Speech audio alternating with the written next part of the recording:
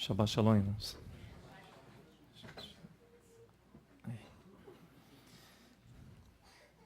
Antes de iniciarmos nosso estudo dessa manhã, eu gostaria que vocês abrissem a sua Bíblia lá em Gênesis, no capítulo 45. Deixa eu ver aqui. Para você ver o zelo que aqueles que servem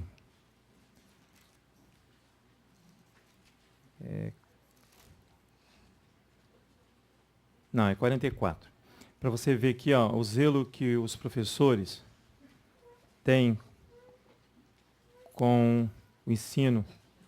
Acho que eu não consigo abrir aqui, deixa eu ver aqui. Estou abrindo com cuidado porque não me pertence. Foi Francisco. O zelo com que os professores têm se apresentado para trabalhar na casa do Eterno. E isso aqui é o nosso mafiti. É a porção final dessa paraxá. Olha aí no capítulo 44.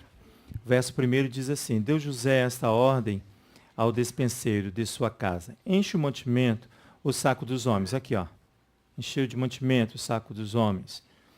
Quando puderem levar, ponham dinheiro em cada um na sua boca e do seu saco. A minha taça, ó, o verso 2. A minha taça de prata porás na boca do saco do mais novo, com o dinheiro do seu cereal. Assim ele fez, conforme a palavra de José tinha dito. É isso aqui que as crianças vão aprender hoje. Ó. Olha só. O zelo, eu estou mostrando para vocês o zelo ao qual se trabalha para ensinar a Torá. Lá no verso 16, já encontra-se a taça, ele diz assim, ó, respondeu Judá: que diremos ao meu senhor? Porque ele vai questionar por que a taça dele está no saco de Benjamim, é o irmão dele, irmão de José, é o mais novo filho de Jacó. Judá tinha prometido ao seu pai que retornaria com ele. E ele disse assim, respondeu-lhe Judá: que diremos ao meu senhor? Ele está falando de Jacó. Que falaremos e como nos justificaremos? Achou Elohim a iniquidade dos teus servos? Somos escravos do meu senhor, tanto nós como aquele em cuja mão foi achada a taça. Aí ele responde assim, mas ele disse, longe de mim que eu tal faça.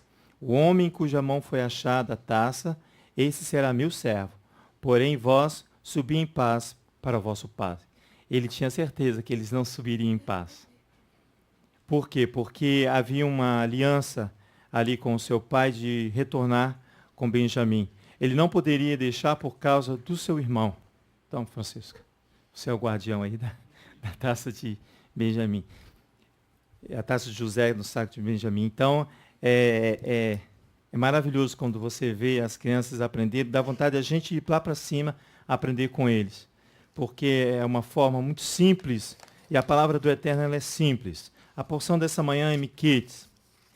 É a 10ª porção. Encontra aí em Gênesis, no capítulo 41 até o 44, onde nós lemos parte do texto. Só para eu mostrar ali o que as crianças iam estudar agora pela manhã. É a mesma porção, irmãos. É a mesma palavra, porque nós somos um só povo diante do Eterno. Nós estamos no Shabbat Hanukkah. O Shabbat Hanukkah, que em hebraico significa dedicação, a festa da dedicação, ou festa das luzes, para nós ele tem um contexto bem parecido, um peso espiritual bem parecido com Pêssah. Claro que Pêssah é uma festa de um contexto diferente e bíblica. Mas aqui Hanukkah também é uma festa bíblica, se você olhar todo o contexto dele.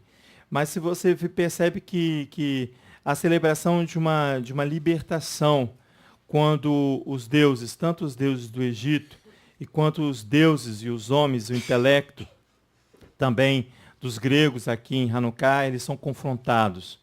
Interessante que aqui o Shabbat Hanukkah, ele inicia exatamente isso, confronto com os deuses.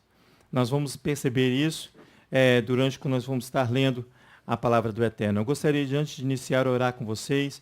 O Salmo 36 foi o salmo que o Eterno ministrou no meu coração, e eu achei ele muito lindo, e eu gostaria de iniciar lendo o Salmo 36, porque ele falou muito ao meu coração A porção toda falou ao meu coração, à minha vida. Isso é muito bom para mim. Aqui no capítulo 36 de Salmo diz assim, lê comigo, a transgressão fala ao ímpio no íntimo do seu coração. Não há temor de Elohim perante os seus olhos, pois em seus próprios olhos se lisonjeia, e diz que a sua iniquidade não há de ser descoberta, nem detestada. As palavras da tua boca são malícia e engano. Deixou de entender e de fazer o bem. Maquina o mal na sua cama, detém-se em caminho que não é bom, e não odeia o mal. O teu amor, ó Eterno, alcança os céus, e a tua fidelidade chega até as nuvens. A tua retidão é como as grandes montanhas, e a tua justiça é como um grande abismo. Ó Eterno, tu preservas os homens e os animais. Quão precioso é, ó Elohim, o teu constante amor. Por isso os filhos dos homens se abrigam à sombra das tuas asas. Eles se fartam da gordura da tua casa. Tu lhes dás de beber da corrente das tuas delícias, pois em ti está o manancial da vida, e na tua luz veremos a luz. Estende o teu amor aos que te conhecem, e a tua retidão aos retos de coração. Não venha sobre mim o pé da soberba, e não se mova a mão dos ímpios. Caídos estão os que praticam a iniquidade. Estão derrubados e não se podem levantar. Pai, em nome de Yeshua, nós queremos colocar este salmo diante da tua presença, em agradecimento pela tua palavra, Pai, quando o Senhor fala aos nossos corações, porque nós nos abrigamos debaixo de suas asas, ó Pai. Nós nos recolhemos e nos submetemos à presença da tua Torá, Pai. E nós somos, Senhor Deus, sustentado pelo manancial de vida que está prescrito nela. Então nós nos apresentamos diante de Ti, para que o Senhor venha retirar do meu coração e do coração dos meus irmãos tudo aquilo que possa impedir de termos uma aliança concreta, de sermos sinceros e verdadeiros na Tua presença. Que o Teu nome seja exaltado, que o Teu nome seja glorificado, e é em nome do nosso Messias, Mashiach e Yeshua, é que nós nos agradecemos e nos apresentamos diante de Ti nesta manhã de Shabat, onde nós estaremos estudando a 10ª porção da Parashá Miketz, no fim, nesse Shabbat Hanukkah, em nome de Yeshua, muito obrigado, Senhor. Miketz, no fim, para muitos, os estudiosos, os exegetas, no fim anuncia o período de uma conclusão, de uma reclusão dos anos de prisão que José esteve ali no Egito. Muitos dizem que é o fim de uma guerra para José. Eu não consegui ver isso.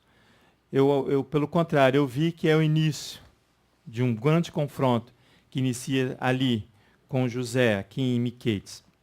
A Parashá aqui anuncia o fim do período de reclusão dele. São aproximadamente 13 anos. Quando ele é preso, segundo os estudiosos, ele tem 17 anos. Aqui ele já tem 30 anos. Então, aproximadamente 13 anos por aí é o período de reclusão dele ali no Egito. Então, o nome de José e Yosef, formado pela raiz Isaf, que significa acrescentar. O próprio nome de José dá uma posição, dá uma certeza para mim e para você como será a vida deste homem. Significa acrescentar, recomeçar. Ele sai aqui, do capítulo 41 aqui da porção, ele sai da obscuridade de uma fossa. Alguns tradutores falam de uma fossa ou de uma masmorra. Para quê? Para lançar luz sobre as bênçãos proferidas do seu pai. Ele sai da escuridão, da masmorra ao qual ele estava preso, porque ele precisa lançar luz sobre as bênçãos que foram proferidas sobre o seu pai Jacó. Quando o texto diz ali que o seu pai Jacó seria um coligador de povos, um ajuntador de nações. E ele agora vai tomar uma posição, uma responsabilidade muito grande sobre José, e porque essas bênçãos elas são lançadas também sobre as suas descendências. E para dar início a esse confronto dos deuses do Egito, porque Miketz inicia em Hanukkah. Quando você e eu vamos entender e vamos estudar sobre Hanukkah, quando você vai observar que ali era um confronto entre o intelecto e os deuses intelectuais gregos. E aqui em Miketz, nessa porção de Hanukkah, Ele tem seu êxito na 15ª porção, que é Bo, vai, que ali é a constituição de Peça. Ali também há o confronto final dos deuses do Egito. Inicia aqui.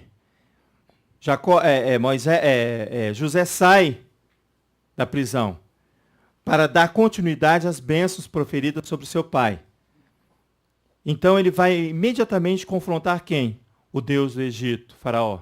Imediatamente. E vai iniciar esse processo, que vai concluir em Páscoa, com o estabelecimento de Páscoa, lá na 15ª porção, já no mês de fevereiro para nós, já nós saímos daqui para tomarmos o lugar onde o Eterno escolheu para nós. Então nós temos uma tarefa muito, muito, muito grande, para mim e para você, de nos alijarmos dos nossos deuses e dos deuses que estão no nosso coração e nosso meio. José, irmãos, é aquele que acrescenta, diz o nome. É o que acrescenta, o que recomeça. Ele será declarado aqui, não nessa porção, na porção seguinte, como filho frutuoso, aquele que vai dar frutos à beira da fonte. Porque ele está sobre ele aqui a responsabilidade de unir os seus irmãos, como o clã familiar todo vai estar reunido, e por excelência ele vai ser o nutridor de nações. Olha que interessante. Ele vai ser responsável por nutrir nações. Há sobre ele aqui uma grande responsabilidade. Vai lá comigo no capítulo 49 de Gênesis, só para a gente observar isso.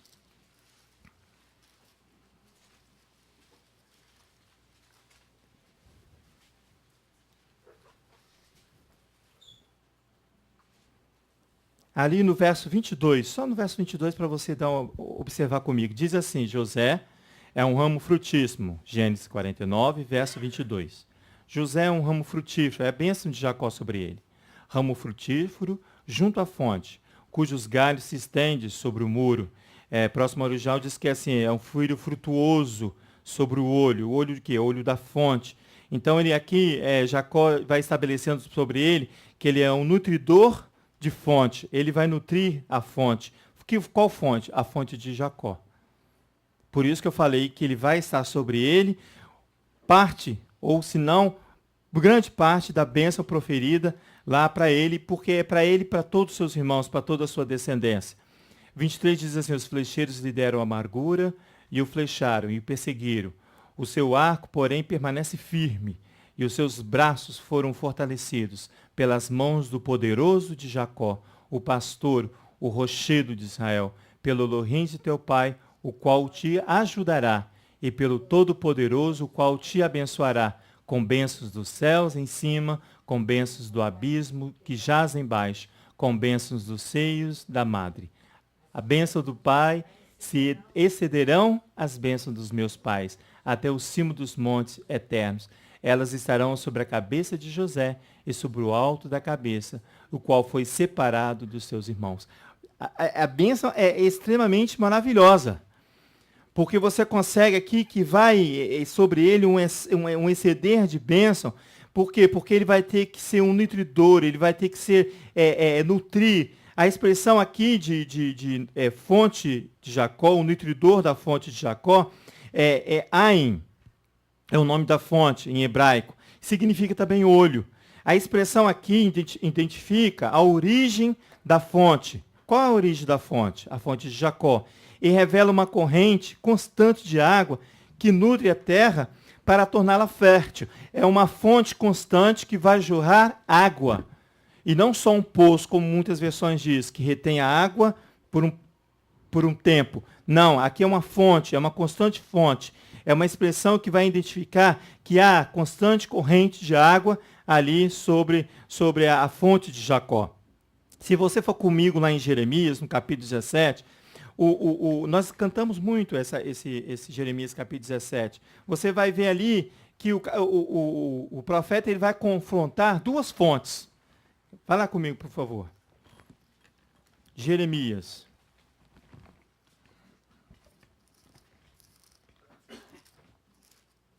Capítulo 17. Os levitas cantam, a gente canta junto aqui.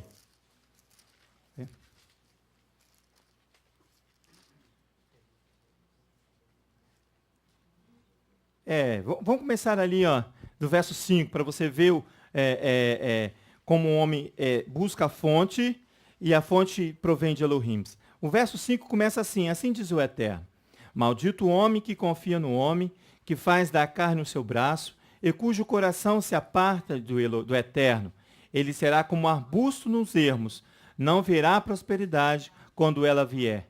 Morará nos lugares secos do deserto, na terra salgada e inabitável. Aí esse homem é o que faz para si um ídolo. A fonte dele é ele mesmo. Aí você já observa que ele, assim, olha, ele será como um arbusto nos ermos. Não verá prosperidade. Isso é, ele não vai dar sustentabilidade, ele não vai dar continuidade de vida, porque não há um jorrar da fonte constante. Aí o profeta está falando, ó, esse é um homem maldito, que faz para si um ídolo, e ele está falando que esse homem, ele não proverá, ele não prosperará vida quando vier. Olha o verso 7. Ele fala assim, ó, bendito é o homem que confia no Eterno. Essa é a fonte. Olha, cuja esperança é o Eterno. Ele será como a árvore plantada junto às águas, que estende as suas raízes para o ribeiro. Não receia quando vem o calor. Suas folhas são sempre verdes. No ano de sequidão não se perturba, nem deixa de dar frutos. Por quê? Porque está à beira da fonte, a verdadeira fonte, a fonte que flui água. É essa fonte aqui, é essa esperança, é este conceito de fonte aqui que está inserido José. Ele que é o nutridor, ele que vai dar nutrição, ele vai fornecer o alimento. O nutridor, irmãos, é aquele que nutre, diz o conceito. Nutrir é fornecer de alimento, é alimentar-se. É aquele que vai dar sustentabilidade, sustentação, vai alentar, vai revigorar. Ele traz a ideia de revitalização. É aquele que vai dar força. Por isso que ele fala aqui, ó, estende a sua raiz até o ribeiro. Não receia quando vem o calor, porque as suas folhas estão sempre verdes, eles estão sempre bem alimentados. É o conceito aqui de nutridor, de filho frutuoso, que é José. E Yeshua, irmãos, ele, depois de um longo percurso, lá no capítulo 4 de João, todo mundo conhece esse texto, quando ele vai estar ali com aquela mulher samaritana, ele, depois de um longo percurso, de uma grande caminhada, ele vai sentar-se junto à fonte de Jacó. José, irmãos. José é a fonte de Jacó. Ele vai juntar-se junto à fonte de Jacó. Ele vai se revigorar. Você vai lá ver, você vê lá em João, capítulo 4. Você vai ver ali o Messias, Yeshua, depois de um longo percurso que ele faz, ele vai revigorar-se junto à fonte. Ele vai encontrar ali inspiração para ensinar sobre a água viva. João, capítulo 4. Você vai ver ali que ele vai encontrar inspiração sobre água vivas. Ma'im Haims, em hebraico, água vivas. É aquela que sustenta, é aquela que sacia, é aquela que nutre. Provém de onde? De uma fonte segura, que é Elohim. É por isso que eu falei, a fonte de Jacó. Por quê? Porque está sobre ele uma bênção estabelecida pelo seu pai. Olha aqui, ó, no capítulo 4. Quantos fariseus ouviram que Yeshua fazia e batizava mais discípulo que João? Se bem que Yeshua não batizava, e sim o seu discípulo. Ele deixou a Judéia e voltou outra vez para a Galiléia. Ele era necessário passar por Samaria. Chegou a uma cidade samaritana chamada Sicar, perto das terras de Jacó, dera seu filho José. Ali estava a fonte de Jacó, tá vendo? Aonde flui água. E Yeshua, cansado da viagem, assentou-se junto à fonte. Era quase a hora sexta. Vindo uma mulher samaritana tirar água, disse-lhe Yeshua, dá-me de beber. Verso 9. Disse-lhe a mulher samaritana, como sendo tu judeu, me pedes de beber a mim, que sou uma mulher samaritana, porque havia um conflito ali de interesse religioso ali entre judeus e samaritanos. O verso 10, ele respondeu-lhe Yeshua, se conheceras o dom de Elohim, e quem é que te pede, dá-me de beber, tu lhe pedirias e ele te daria água viva. Você vai observar aqui que o diálogo ele está em patamares diferentes. Yeshua falando no contexto espiritual e a mulher ainda não havia captado esse contexto e ela estava no plano material. Mas ele vai, com toda a sua misericórdia, vai ensinar. Ele encontrou ali no poço de Jacó inspiração para ensinar para essa mulher. Olha o verso 11, diz assim, disse a mulher, Senhor, tu não tens como tirá-la e o poço é fundo. Onde tens a água viva? És tu maior do que o nosso pai Jacó, que nos deu o poço, do qual ele próprio bebeu, e bem assim os seus filhos e o seu gado? Verso 13, respondeu-lhe Yeshua, todo aquele que beber dessa água tornará a ter sede, mas aquele que beber da água que eu lhe der, nunca mais terá sede. Deveras, a água em que eu lhe der, se fará nele uma fonte de água que jorre para a vida eterna, uma fonte constante de água a jorrar. Está vendo? Essa é a fonte verdadeira, que provém de Elohim. Verso 15 diz assim, disse-lhe a mulher, Senhor, dá-me beber desta água, para que eu não mais tenha sede, nem precise vir até aqui tirá-la. Ela está começando a entender o conceito espiritual da conversa. Disse-lhe Yeshua, vai, chama teu marido e vem cá. Respondeu ela, não tenho marido. Disse-lhe Yeshua, tem razão, ele chegou onde ele queria. Está vendo? O contexto espiritual vai chegar ao contexto material para ver o quê? O conhecimento da palavra do Mashiach. Ele fala assim, olha, vai e chama teu marido. Ela disse, tem razão em dizer que não tens marido. Ele fala Yeshua, pois já tivesse 5 maridos, e o que agora tens não é teu marido. Isso disseste com verdade. Disse-lhe a mulher, Senhor, vejo que és profeta. O contexto espiritual, o patamar espiritual está se igualando. Não que Yeshua, ela vai chegar à estatura de varão perfeito do Mashiach, mas o contexto da entendimento da conversa, do patamar do diálogo que está ocorrendo. Disse-lhe, onde que eu estou? 19. Disse-lhe a mulher, Senhor, vejo que és profeta. Nossos pais adoraram neste monte, mas vós, os judeus, dizeis que é em Jerusalém o lugar em que devo adorar. Yeshua responde, mulher, crê-me, a hora vem em que nem neste monte, nem em Jerusalém adorareis o Pai. Vós, os samaritanos, adorais o que não conheceis. Nós adoramos o que conhecemos, pois a salvação vem dos judeus. Ele começa a fazer o quê? Também um confronto de posição. Ele falava assim, olha, nós adoramos o que nós conhecemos. Por quê? Ele estava falando próximo à fonte de Jacó. Ele estava aproveitando ali para ensinar aquela mulher qual era a fonte verdadeira da palavra de Elohim, ao qual vai sustentá-la, ao qual vai nutri-la, ao qual vai alimentá-la, ao qual vai revitalizá-la, ao qual vai revigorá-la para que ela tome uma posição diferente ao qual ela está. Essa é a mensagem do Mashiach para aquela mulher, junto à fonte do ribeiro, junto à fonte do poço de Jacó. O próximo original diz assim, vós vos prostrais diante do que não conheceis, ele fala. Você está prostrando diante de coisas que você não conhece, diz o Mashiach. Mas nós prostramos diante do que conhecemos, pois a salvação vem dos judeus.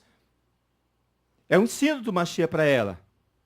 Por isso que Jacó, irmão, vai expor para Faraó que a fonte da revelação não provém dele, mas de Elohim. Ele vai mostrar para o Deus Faraó, ele vai iniciar ali um confronto com ele.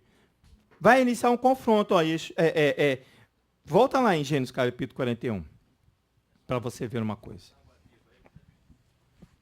Quer falar, pastor? Pode falar. Não, lê o 41. Tá. Você quer ler.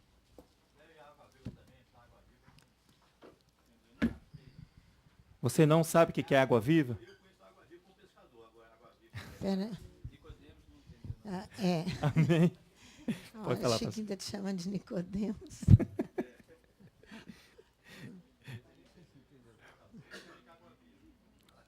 Irmão, a água viva que ele está falando aqui é a água viva que flui constantemente do conhecimento de Deus. Então deixa eu Ele provém de mostrar para ele Elohim. uma coisa. Peraí, pastor, quer Ô, falar Jorge, então eu ia deixar o Léo ler primeiro, mas você está insistindo com a água viva aí.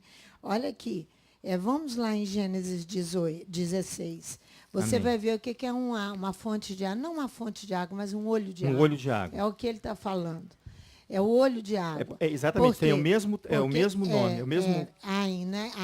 Ain, isso. É olho de água. Olho de água. O que acontece? Esse olho de água está acessível a todas as pessoas. Amém. Olha como ele é acessível aqui, a Agar, quando ela encontra o anjo. Olha no capítulo 16, o versículo 7. Ela sai de casa, ela é expulsa de casa. Olha o versículo 7. O anjo do Eterno encontrou Agar Isso. junto a uma fonte de água no deserto. Aqui é um olho de água. Isso. É o O mesmo olho, porque verbo. o olho, ele acumula um pouco de água em volta dele, ele reflete o Reflete. céu. Isso. É por isso que é olho de água. Isso. E não fonte de água. Não fonte. Ele reflete o céu. O que o céu reflete, você deve ser acessível ao que o céu mostra, A porque todos, senão você não amém. sabe. Mostra a todos. A todos.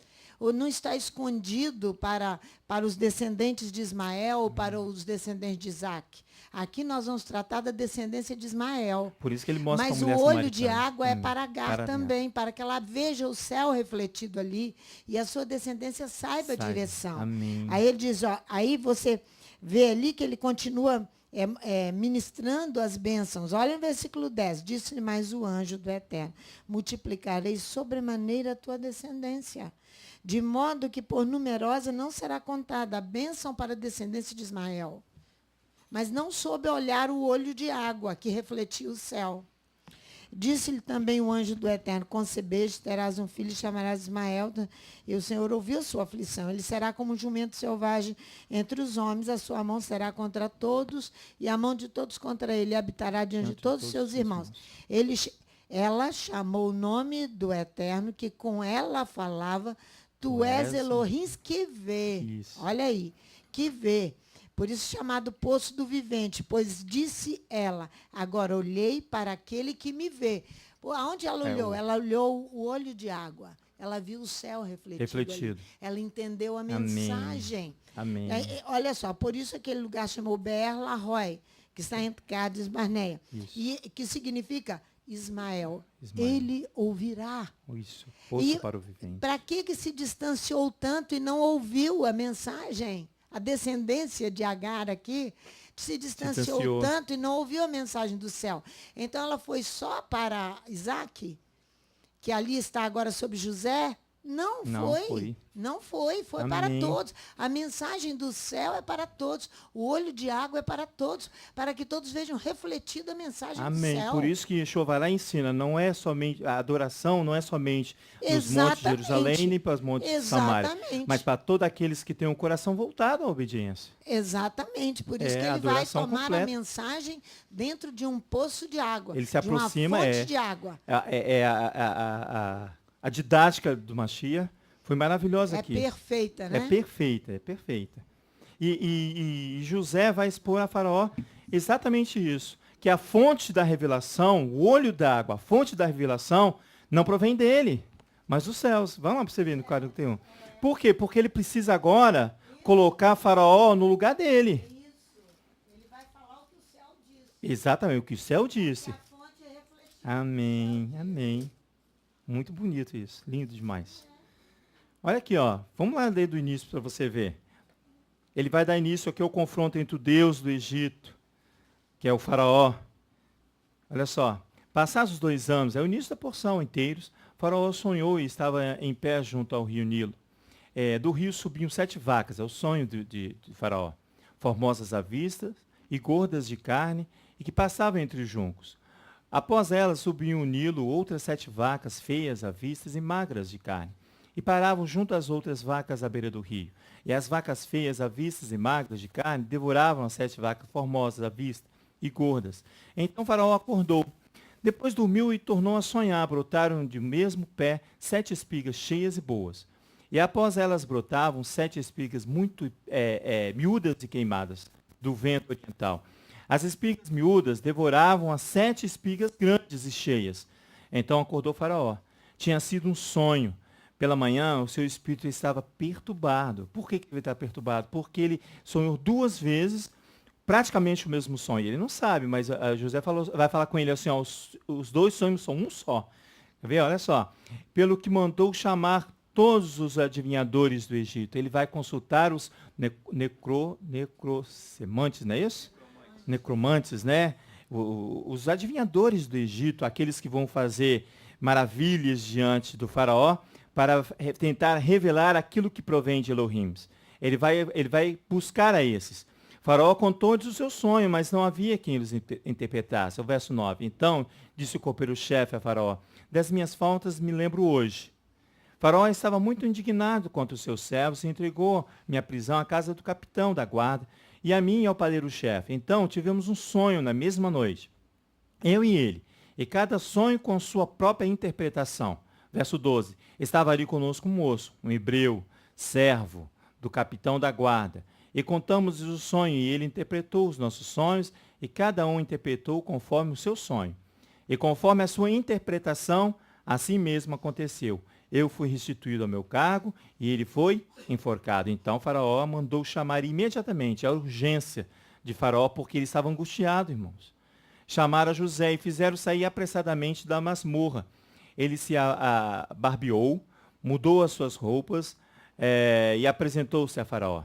Disse Faraó a José: eu tive um sonho, e não há quem interprete.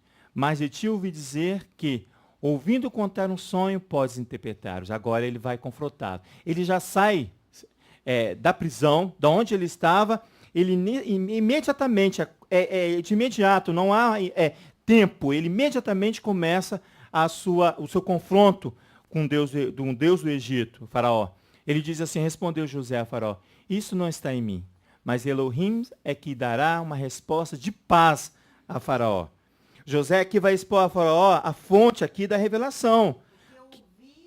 O que eu te farei. Por quê? Porque ele é filho de Jacó.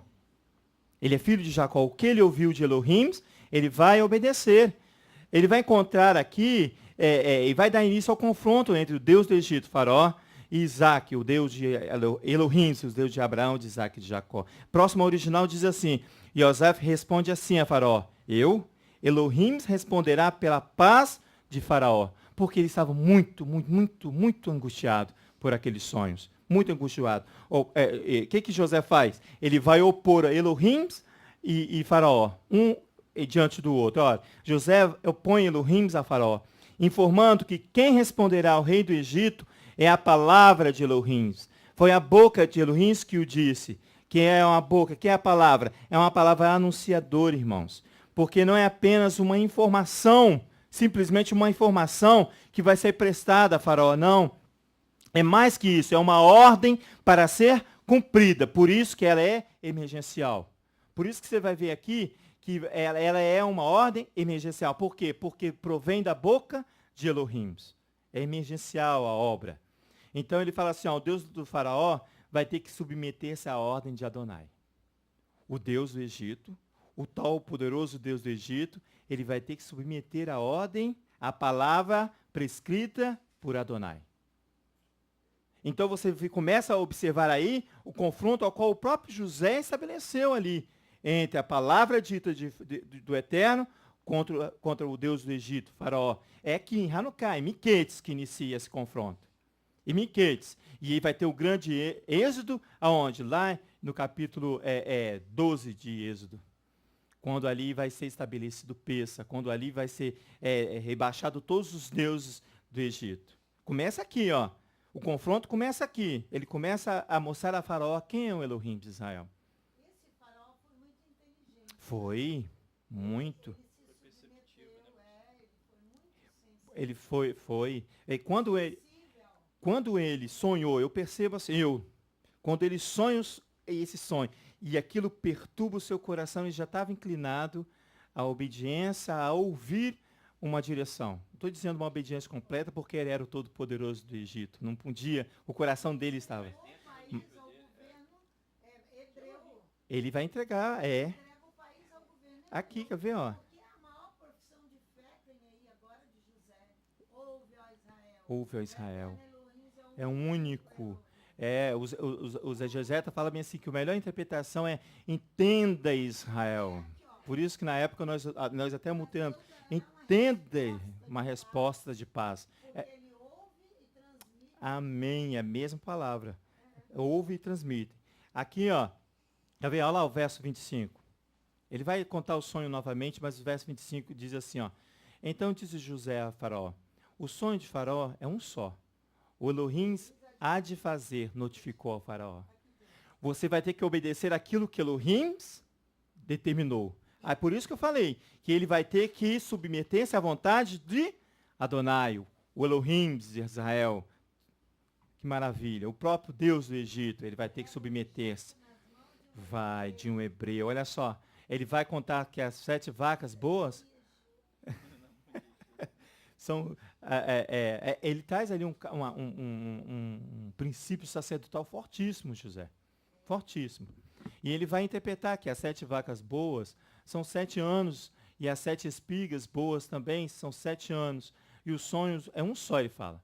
As 7 vacas magras e feias, que subiam após as primeiras, são 7 anos, como as 7 espigas miúdas e queimadas do vento oriental, são 7 anos de fome. Por isso que há uma urgência, por causa da fome. Fome é ausência, irmãos, de alimento, de nutrição. Por isso que os exegetas falam que Jacó é o nutridor. É ele que vem ao Egito para nutrir, para dar o alimento.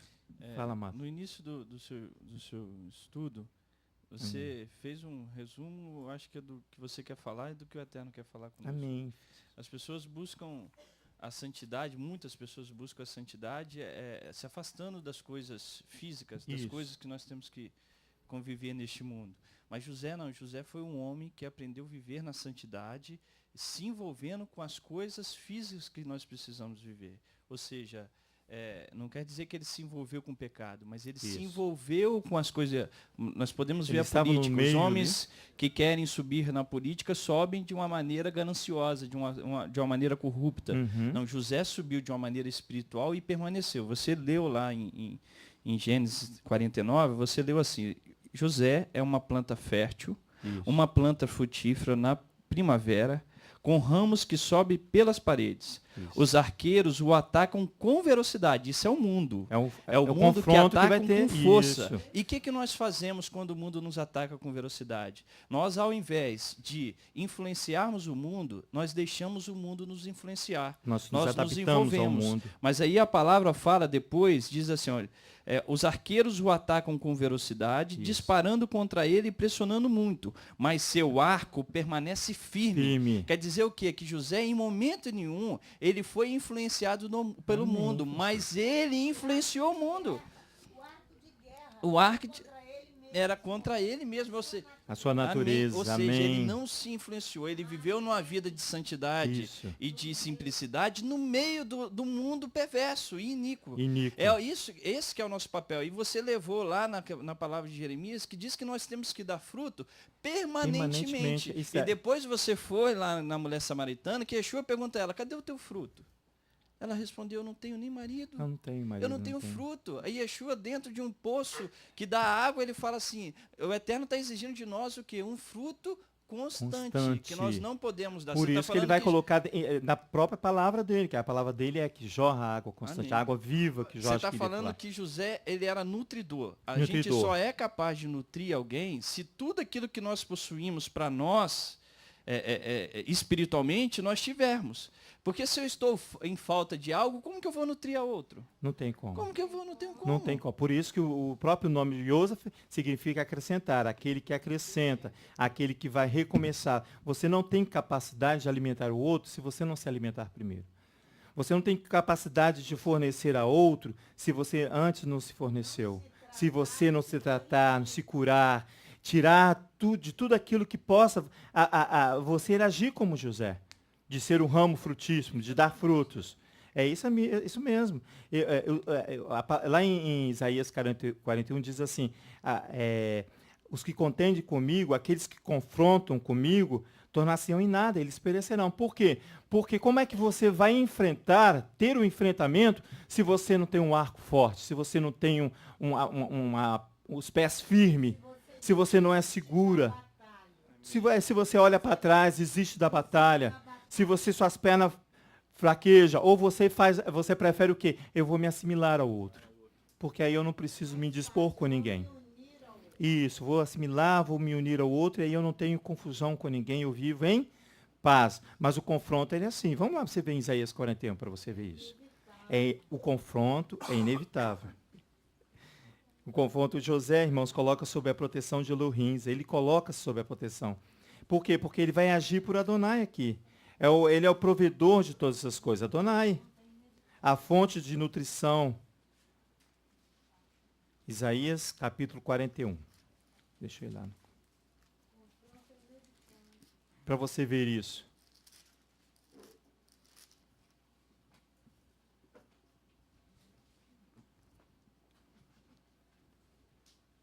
aqueles que entrarem em confronto com Elohim, perecerão. Diz assim, ó, não vou ler. Vamos começar do verso... Não, vamos do verso 6. Diz assim, um outro ajuda e ao seu companheiro diz, esforça-te. Esse é o texto. O artífice anima os ourives e o que alisa com o martelo ao que bate a bigorna, dizendo da coisa soldada, boa é. Então com pregos a fixa para que não caia, esse é o Deus. Mas tu, ó Israel, servo meu, tu, Jacó, a quem eu escolhi, descendência de Abraão, meu amigo, eu te tomei desde os fins da terra, chamei-te desde os seus cantos e te disse, tu és o meu servo. A ti escolhi e não te rejeitei. Não temas, pois eu sou contigo. Não te assombres, pois eu sou o teu Elohim. É sobre essa fortaleza que Jacó vai se abastecer. Olha só, certamente, verso 11. Envergonhados e confundidos serão todos os que envaidecem contra ti. Os que contenderem contigo, os que criam inimizade contigo, tornar-se-ão em nada e perecerão. Ainda que busque os teus inimigos, não os acharás. Os que pelejam contigo tornar-se-ão em nada, e coisa de nenhum valor os que guerreiam contra ti. Pois eu sou o eterno teu Elohim, que te toma pela tua mão direita e te diz, não temas, eu te ajudarei. Não temas, ó verme de Jacó, polvinho de Israel, congregação Rehovot, eu mesmo te ajudarei, diz o Eterno, o teu Redentor, o Santo de Israel. Eu te prepararei um trilho novo com dentes agudos. Os montes trilharás e moerás, e os outeiros reduzirás a palha. Tu os padejarás, o vento os levará, o redemoinho os espalhará, mas tu te alegrarás no Eterno, te gloriarás no Santo de Israel. Irmãos, os pobres e necessitados buscam água, mas não há. Olha a necessidade. Olha quem é o nutridor, é Elohim. Os pobres necessitados buscam água, mas não há. A língua se seca de sede, mas eu, o Eterno, os ouvirei. Eu, o Elohim de Israel, não os desampararei. Abrirei os rios nos altos desnudos e fontes no meio dos vales. Tornarei o deserto em açudes de água e a terra seca em mananciais. Plantarei no deserto cedro, a acácia, a murta, a oliveira. Conjuntamente porei no ermo o pinheiro, o almeiro e o cipreste, para que todos vejam e saibam, considerem e entendam que a mão do Eterno fez isso, que o Santo de Israel o criou. Apresentai a vossa causa, diz o Eterno. Trazei as vossas firmes razões, disse o rei de Jacó. Trazei e anunciai-nos as coisas que hão de acontecer. Anunciamos as coisas passadas para que atentemos para ela e saibamos o seu fim, e mostrai as coisas futuras. Anunciai-nos as coisas que ainda hão de vir, para que saibamos que sois deuses. Fazei o bem ou fazei o mal, para que nos assombremos e juntamente o vejamos. Ó Elohim, com confronto. Confronto sobre mim mesmo, sobre o meu que eu penso, sobre os meus conceitos, sobre o Deus que há no meu coração. Mas olha o verso 24. Mas sois menos do que nada, diz ele. A vossa obra é menos do que nada. A abominação é quem vos escolhe. Suscito um do norte e ele vem. Um do nascente do sol que invocará o meu nome. Ele pisará os magistrados como lobo, está vendo? Como lobo, os estudiosos. E como o oleiro pisa o barro, assim ele os pisará. Quem anunciou isso desde o princípio?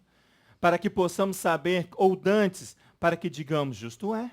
Não houve quem anunciasse, não houve quem manifestasse, não houve quem ouvisse as vossas palavras, não há aquele que senta para ouvir e escutar. É isso que aconteceu com Agar. Ela não esperou para ouvir. É isso que a pastora estava ensinando. A pastora estava ensinando. Não ouvi, ela ouviu, mas depois ela rejeitou. Quem anunciou isso desde o princípio? Ao 27. Eu fui o primeiro a dizer a Sião, aqui estão. A Jerusalém deu um mensageiro de boas novas. Olhei, mas ninguém havia. Ninguém entre eles que soubesse aconselhar. Ninguém que me respondesse palavra. Vede, todos são vaidade. As suas obras são coisas, não são coisa alguma. As suas imagens de fundição não passam de vento e confusão. continua abastecendo o ídolo. Por isso que nós não temos o que dar. Porque em vez de nós nutrirmos o outro, nós abastecemos o ídolo, Francisco. José ali, meu filho, só foi vitorioso porque ele falou a verdade. Amém. Ele extrai ali a verdade. O Egito está faminto como o Faraó está. Exato. O mundo está faminto Exato. Amém. Amém. De retorno para o eterno, da palavra verdadeira. É a nossa função diante da Beid. É anunciar a palavra de Elohim como ela nos é entregue. É manifestar a vontade do Pai, assim como ele manifestou no nosso meio. É isso que o Eterno exige de nós. Que nós nos alijamos dos nossos deuses, dos nossos conceitos, e passamos a nutrir a outros com aquilo que nós já recebemos. Porque nós recebemos muito, diz o Eterno. Ele diz assim, já nos dei demais para vocês. Você agora vai ter que anunciar a outros, a nutrir outros. Por isso que ele está falando, você tem que ser um nutridor assim como José. José foi. Irmãos, a duplicidade aqui do sonho de Faraó, ele vai exprimir o quê? A urgência, a gravidade, que é a fome, que é a ausência do alimento, irmãos. Que é coisa mais grave do que isso? Que é a ausência do pão, do alimento. Diz assim no capítulo 41, volta lá de Gênesis. Olha o verso 31, verso 32. De 41 de Gênesis.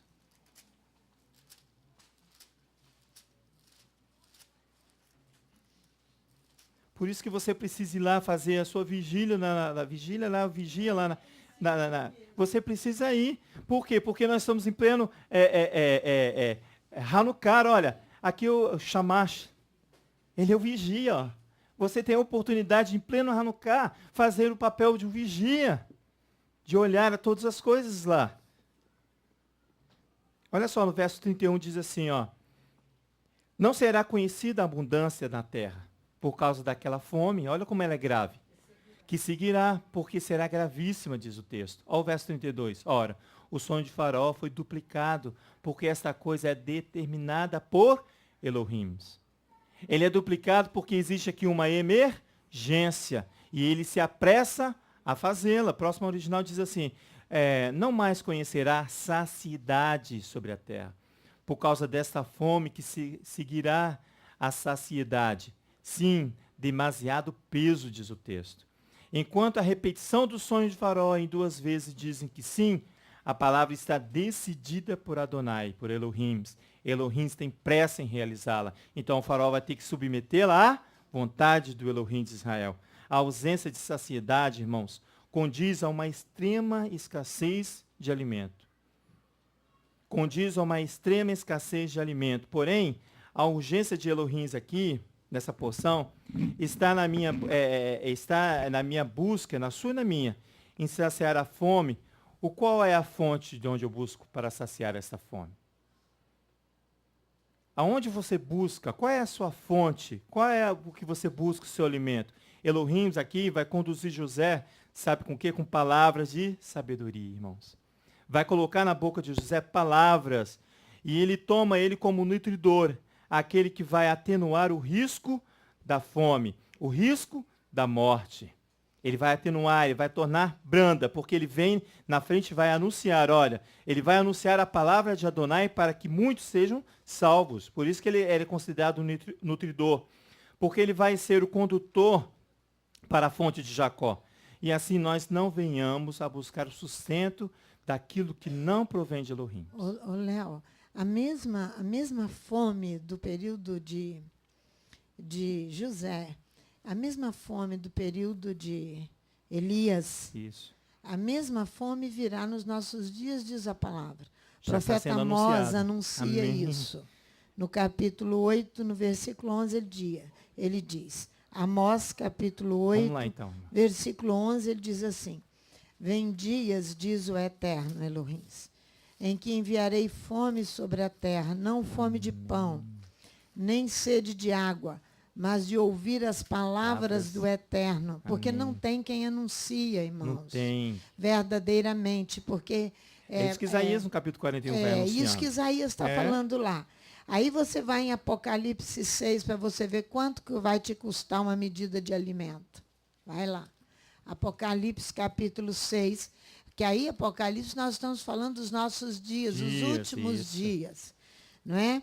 O capítulo 6 de Apocalipse, no versículo 5, diz assim: quando o Cordeiro abriu o terceiro selo, ouvi o terceiro ser vivente dizer: vem, olhei, e vi um cavalo preto.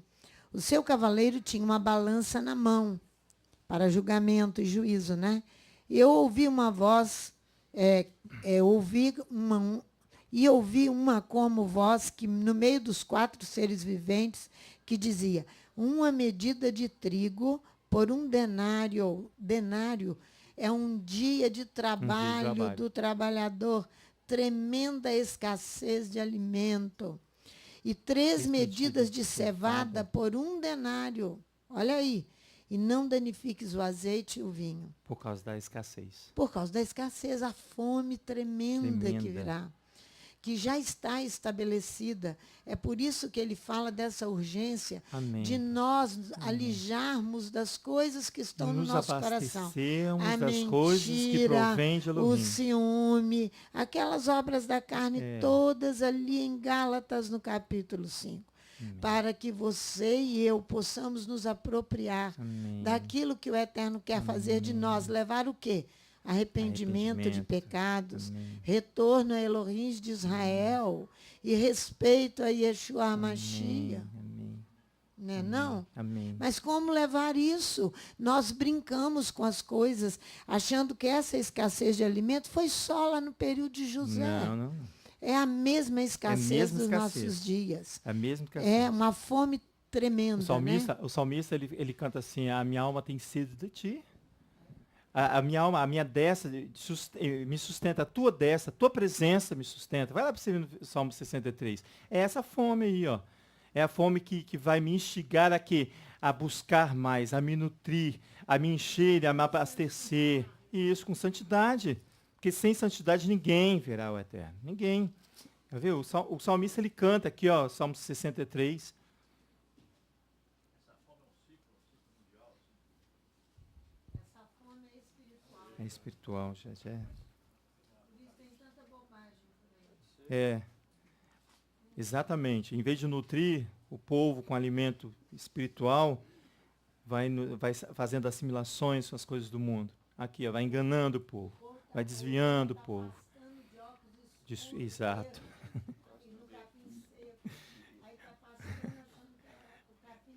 Tá verde, ele tá de óculos escuro verde. Aí... Muito bom. O capítulo 63 do Salmo. Diz assim: ó Elohim, tu és o meu Elohim. Eu te busco ansiosamente, diz o salmista. A minha alma tem sede de ti. O meu corpo te deseja muito em uma terra seca e cansada, onde não há água, onde não há um poço, uma fonte que flui águas vivas, Jorge. Não tem. Ele está falando assim, olha, ele chega aqui num clamor intenso, ele fala assim, olha, a minha alma tem sede de ti, é o verso 2. Contemplei-te no teu santuário, e vi o teu poder e a tua glória, porque o teu amor é melhor do que a vida. Os meus lábios te louvarão. Eu te louvarei enquanto viver. O teu nome levantarei das minhas mãos. A minha alma se fartará de tutano e de gordura, tá vendo? Da onde? Da fonte de Elohim. A minha boca te louvará com alegres lábios. Na minha cama lembro-me de ti. Medito em ti nas vigílias da noite, porque tu tens sido o meu auxílio. Canto nas sombras das tuas asas. A minha alma te segue de perto. A tua destra me sustenta, diz o salmista. Aqueles que procuram a minha vida serão destruídos. Irão para as profundezas da terra. Cairão a espada. Aí servirão de passos aos chacais. Mas o rei se regozijará em Elohim. Todo que jura pelo nome de Elohim o louvará. Enquanto serão tapadas as bocas dos mentirosos, aonde não há verdade. Irmãos, José recebe aqui uma grande responsabilidade de ser aquele que vai nutrir, que vai sustentar, que vai iniciar um processo de depor os deuses do Egito. Ele tem um grande peso de responsabilidade ali e ele assume isso com muita força. Por quê? Porque ele está plantado no ribeiro de águas vivas, forte, ali. Ele está bem sustentado, bem alimentado.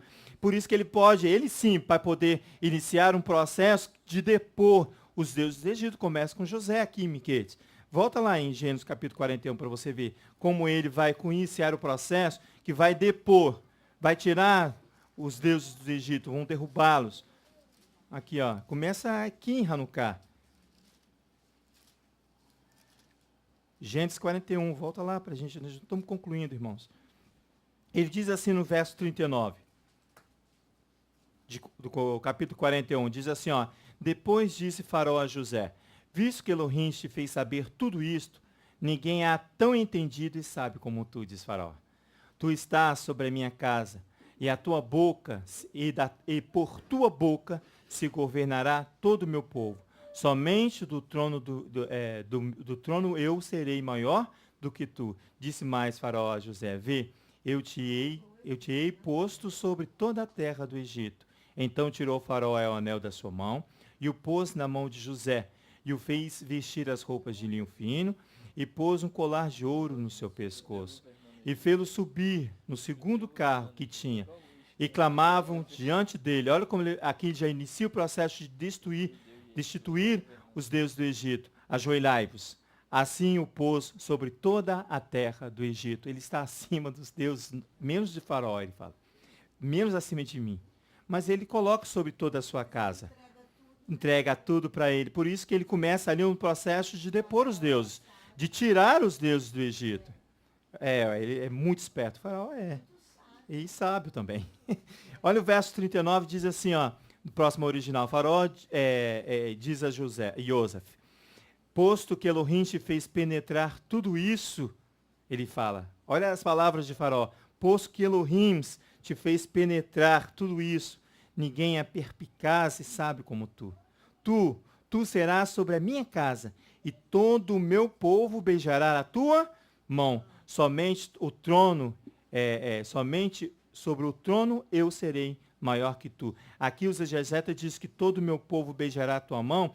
A expressão aqui, o termo aqui é Ishak, não é Itzhak, não, é Ishak, que pode ser interpretado como submeter-se ou obedecer às suas ordens. Ele consegue ali um alto cargo de uma alta autoridade, definido aqui sobre José, que ele está sobre ele toda a autoridade, pois da sua boca saiu a palavra de Elohim.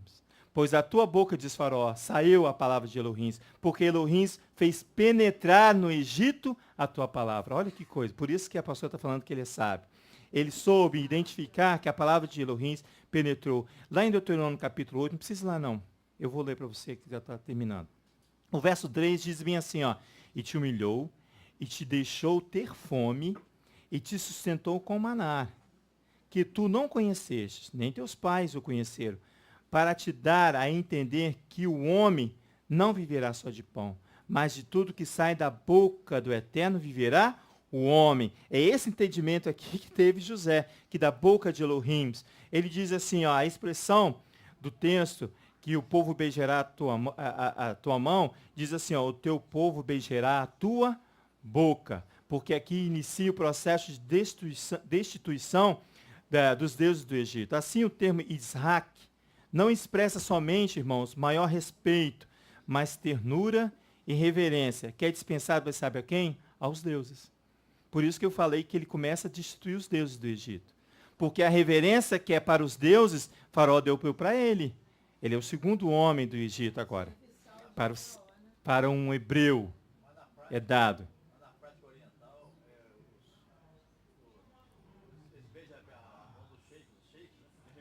Eles têm essa prática, porque eles têm ele como os deuses. Vai lá em 1 Reis para você ver uma coisa, por favor. Como essa prática de beijar os deuses é comum aqui. 1 Reis, no capítulo 19. Aqui, ó, aqui, irmãos, Elias está fugindo de Jezabel. Elias aqui está temendo Jezabel. Vai lá no verso 13, não vamos ler tudo não. Você sabe o que está acontecendo aqui. Aqui no verso 13, no capítulo 19, no verso 13, diz assim, ouvindo Elias, que Jezabel estava atrás dele, à procura dele. Então no verso 13 diz, ouvindo Elias, envolveu-se o rosto na capa, e saindo pôs-se à entrada da caverna. Então lhe veio uma voz que dizia, que fazes aqui, Elias? Estava se escondendo, irmãos. Verso 14 diz assim, respondeu ele, eu tenho sido um extremo zeloso pelo Eterno, Elohim dos exércitos. Os filhos de Israel deixaram a tua aliança, derrubaram os teus altares e mataram os teus profetas à espada. Só eu, ele falou, fiquei. E agora não estão tentando matar-me também. Verso 15, disse o Eterno, vai, volta pelo teu caminho para o deserto de Damasco. Quando lá chegares, unja Azael, o rei sobre a Síria. Ele vai começar a estabelecer um novo processo aqui, ó. Ele vai mandar ungir Azael sobre o rei da Síria. E Jeú, filho de Ninsi, ungirás para ser rei de Israel, bem como a Eliseu, um novo profeta, filho de Safate, de Abel Moelá. Ungirás profeta em teu lugar. Quem escapará da espada de Azael? Jeú o matará. E quem escapar da espada de Jeú, Eliseu o matará. Também conservei a Israel 7.000 irmãos. Todos os joelhos que não se dobraram a Baal, e de toda a tua boca não o beijou, não reverenciou, não se submeteu a Baal. Tá vendo?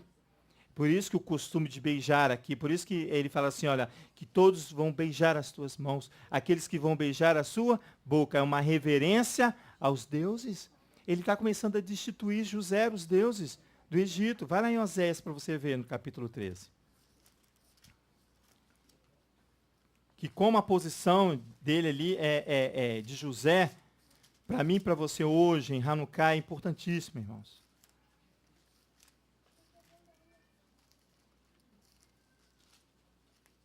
Oséias capítulo 13, né? Que eu falei? 13. 13. Olha, diz assim, ó. Aqui é a reverência aos bezerros de ouro, aqui, ó. Quando Efraim falava, tremia-se. Era exaltado em Israel. Mas ele se fez culpado no tocante a Baal. Ele pecou contra Adonai. E morreu. Por quê? Livre do ídolo, livre da morte. Esse é o ensinamento que Elohim deu para nós. Livre do ídolo, livre da morte. Mas não foi assim com Efraim. Olha o verso 2. Agora multiplicam pecados da sua prata, e da sua prata fazem imagem de fundição. Ídolos, segundo o seu entendimento, todos obras de artífice. Disse deles, oferecem sacrifícios humanos e beijam os bezerros. É a prática de beijar os deuses. Essa reverência aí acontece até hoje em nossos dias. Até hoje acontece em nossos dias. Quando agora o presidente russo, acho que foi o presidente russo, foi ao Vaticano, aí a imagem de Maria estava sobre a mesa, assim, num quadro assim. Ele e o Papa. Primeira coisa que ele fez foi abaixar, beijar. E beijar, é reverência. Aos ídolos, ele está dizendo que ele está submetido à vontade do ídolo. Está submetido à vontade do ídolo. Você vê que o salmista, lá no Salmo 2, ele canta, diz assim, que você deve referenciar-se, beijar-se ao Machia, ao filho de Elohim. Olha que coisa maravilhosa. A ele sim você deve reverenciar. Por quê? Porque é a posição de José, irmãos. Para estabelecer um rio que flui, rio de águas vivas, que vai fluir de mim e de você, se nós assim nos colocarmos diante da presença de Adonai. Se você depois vai em casa e dá uma... Vamos agora, vamos terminar com o Salmo 2, tem importância? É só um minutinho só. Salmos 2, aqui nós já estamos aqui para concluir.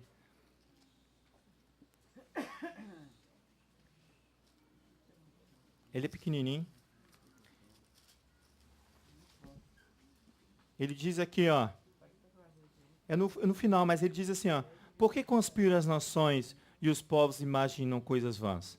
Os reis da terra se levantam e os príncipes se reúnem contra o Eterno e contra o seu ungido, dizendo, rompamos as suas cadeias e sacudamos de nós as suas algemas. Aqueles que está entronizado no céu se ri. O Eterno zomba deles. Então lhes fala na sua ira e no seu furor os confunde, dizendo, eu ungi o meu rei sobre o meu santo monte Sião. Proclamarei o decreto do Eterno. Ele me diz, tu és o meu filho, eu hoje te gerei.